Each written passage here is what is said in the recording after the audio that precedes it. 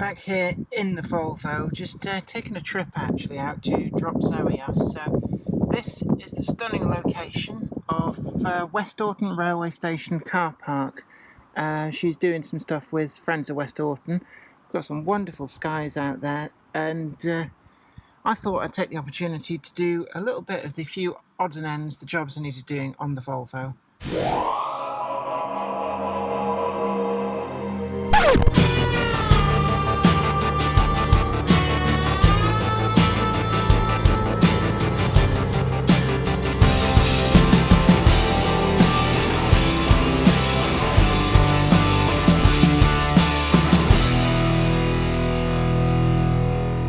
I called in at the Scrapyard that's at Black Cat roundabout on Bedford, the A1, and it's Lakes Autos. I've used them a number of times over the years, really good for getting some of those hard to get parts, or even ones which, if you can get them from Volvo still, they can be hideously expensive.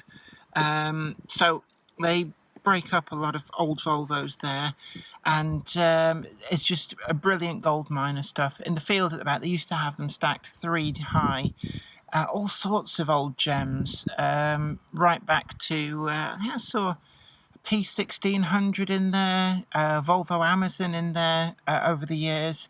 A lot of those have gone now. The gentlemen who run it, they're getting on a bit in age, and I think they're just wanting to wind down. So the past few months, they've been clearing out a lot of the stuff that's been stored in the field behind for decades and decades. And in some respects, it's disheartening to see them all going for the crusher once they've been stripped. But they'll have kept an awful lot of old Volvos on the road, and this little hawk is one of them. So I've picked up a few bits. Didn't charge me an awful lot, and that's one of the good things about these sort of pick and pull places. If you're prepared to take the tools that you need and you know the parts you want, and you go and have a rummage in the vehicles that are there, it's possible to pick up all the bits you need for not very much money. So I think I'd change out 20 quid for the bits that I picked up. But I'm going to go through some of those, and I'm going to show you those, maybe see if we can fit them here in the car park. How hardcore is that? So without further ado, let's take a look at some of the bits, and let's see what we can do. One of the things that I got from the breakers yard the other day is a brand new rear speaker. One of the things that has never worked in the entirety of my ownership of this car, and possibly even for the entirety of the ownership of the car by my dad. Because I have no idea how the old speaker got destroyed, but it was all stove in, wires pulled out, really quite badly destroyed, but the cover over it was okay. But I stripped this actually out of a Volvo 850 T5, one of the performance models. You can actually see it's the one extreme left of the panoramic photograph that I took in the scrapyard. And we're going to be slotting it in there, connecting it up, and seeing if we get sound from all 4 speakers for the first time ever. It's only a minor niggle, and most people probably wouldn't even have bothered. But, you know, I was there. The car was about to be crushed that came out of, so I thought, well, we'll see if it's any good. And it was. One of the speakers on the T5 was shot, but the other one was absolutely fine, so I'm going to fit that in right now. And it's quite an easy fix. We basically take this and we're going to slide it in here, but let me just put that to one side. I'm going to have to use both hands to do this. We've got to connect these up, and one of these connectors is bigger than the other, so it's impossible to get them the wrong way round. And I'll see how that goes. Right, I've got those 2 wires put on there. I needed both hands to do that, which is why I didn't film it. And just supporting the speaker there, and we just push it in, making sure that the wire isn't trapped. And then there's 4 screws. One of them is really long, and the other 3 you can see just there are quite short. The long one goes in that corner, and then it'll go all the way in, and then it'll pick up there. And the other 3, they're just short ones, so they're quite easy to put in. One there, and one there. And again, I'm going to need both hands to do this properly without running the risk of cross-threading those, so I'm just going to take a break away and do that. So they're all tightened up, and the last thing to do is to put the grill over the top, and this is just a click fit. There should be some foam on the back, but as you can see it perishes over time and goes funny, disintegrates. I don't really find it changes too much. It probably softens the sound just a little bit, but when you put this in, it's sometimes counterintuitive that you see there, small lip at the bottom, big lip at the top. You kind of want to put it in the wrong way round, that way round. That seems the intuitive way to do it because of the shape of the door, but actually you need to do it that way round. So just line it up carefully. When you feel it's in roughly the right place, just give it a good slap, and we're in. So let's put a bit of tunage on and see if we get a sound from the speaker. So I'll give it a quick 5-second blast, and hopefully YouTube's algorithm won't flag it up. Bit of top tunage. Pink Floyd, Dark Side of the Moon. It's one of the very few tapes I've got left that actually works. So and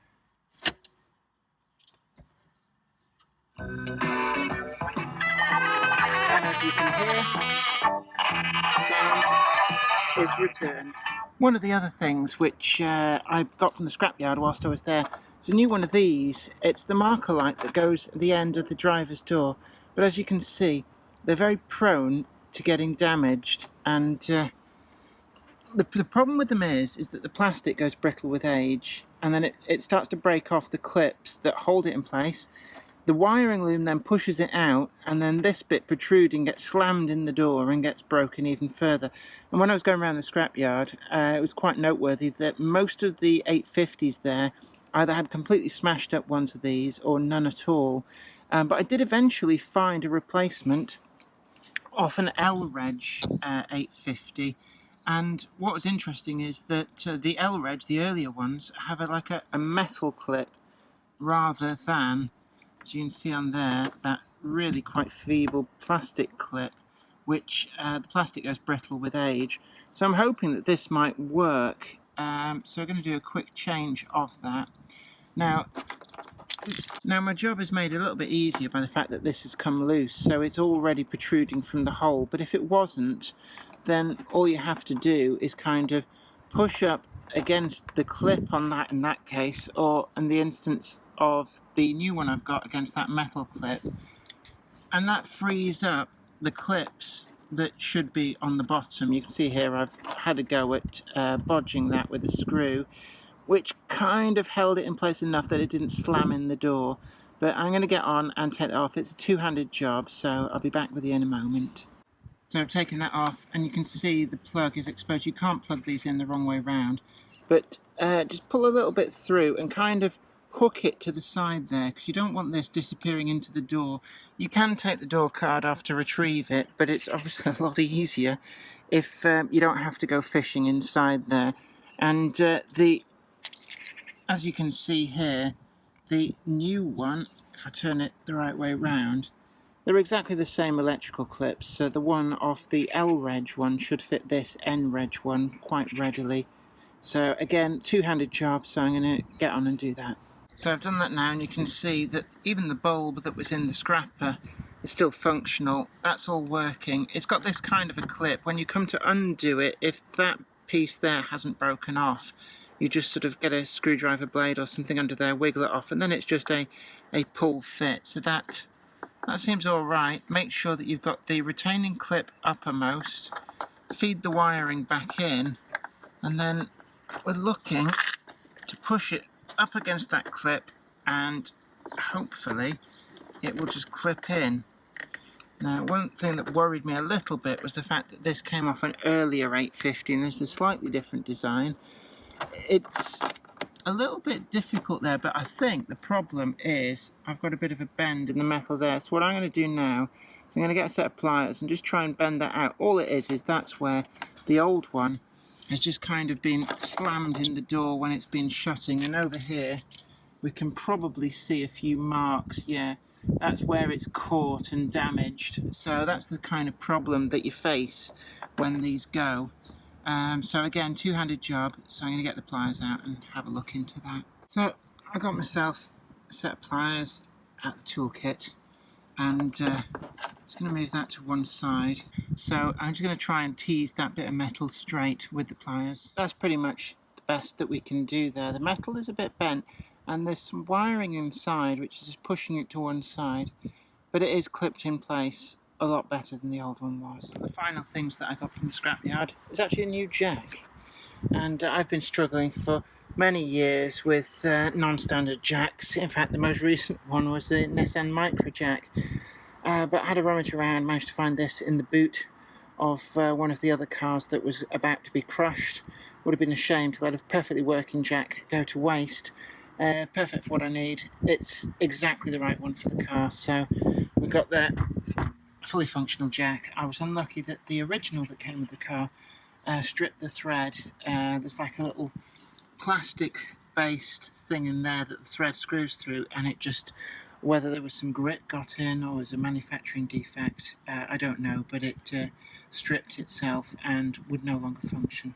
We're under the engine bay now, and one of the other areas that has been worrying for me a little bit is the fact that it was over time on the camshaft belt. Not over mileage, but over time. It had done 12 years when in reality, in fact, it might have even have done 13 years, and they say that 10 years is really the most that you should let these run for. So I had the main dealership do it. They also put in a new tensioner, a new water pump, because why wouldn't you whilst you're in there? They don't last forever. And whilst it wasn't showing any signs of issues with those now, putting a new belt in, changing the tension would possibly have shown up future faults, so I thought might as well get it all done at the same time. New auxiliary belt tensioner down there as well, and well, you trust things to the main dealership, and you can see there that if I just get my hand down and in, they haven't clipped these in properly, so it's not in the groove it should be, so it's going back tomorrow and they're going to be fixing that because that's not really the greatest. Other things that I've been doing, let's have a look around. We also, I don't know whether it's going to show up, had an exhaust leak just on the flange. You can possibly see just there at the tip of my finger. Use some Holt's exhaust welding paste just to fix around there. The pipe hasn't gone, it's just the gasket that's between them has, and it appears one of the bolts hasn't been tightened up properly, which may be the root cause, and it's sort of blown through the gasket. So I've refilled all of that with the exhaust welding paste, and it's changed the engine noise. It's actually a lot less throaty now, so it does sound a lot better. Whether that's changed the performance or not, it's hard to tell. Still waiting on the top engine mount, picking that up tomorrow from Volvo, and then I'm going to be having a go at replacing that. I do hope it's a fairly straightforward job, but at least you can see, at least it's on top of the engine. We'll see where we get to with that. Here's one of the other areas. The headlight windscreen wiper blades, incredibly expensive if you try and get them through the main dealership or somewhere like Euro Car Parts, but from Lakes Autos, £5 each, brand new. Just had a big pile of them going begging.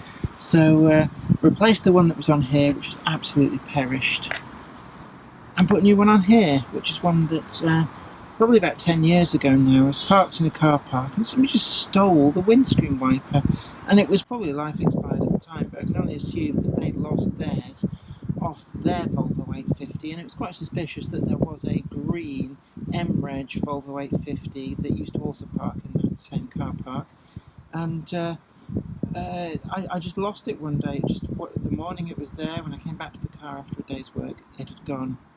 Funny that. Well, I hope it's been informative to you. Don't forget to like this video, share it too, and also subscribe to the channel. You'll be the first to know about new videos as and when they go up. And don't forget, you can also follow me on Instagram. Just getting to grips with that, so find me there. It's Jennifer E. Kirk. But until next time, you take very good care of yourself. Bye for now. Today's video has been brought to you in part thanks to the generous donation of my fans on Patreon. And a special huge thanks goes out to Anthony Kidson, Mark Anthony, Michael Churchwood, and Mark McShane. If you'd like to help support the show, head on over to patreon.com/JenniferKirk. Thank you. Today's video has been brought to you by my books, Bringing Home the Stars, Twinkle Little Star, and also you can get the complete comic collections of All Over the House, Books 1, Books 2, and also the wacky zany Life of Knob T Mouse. Thanks and catch you later.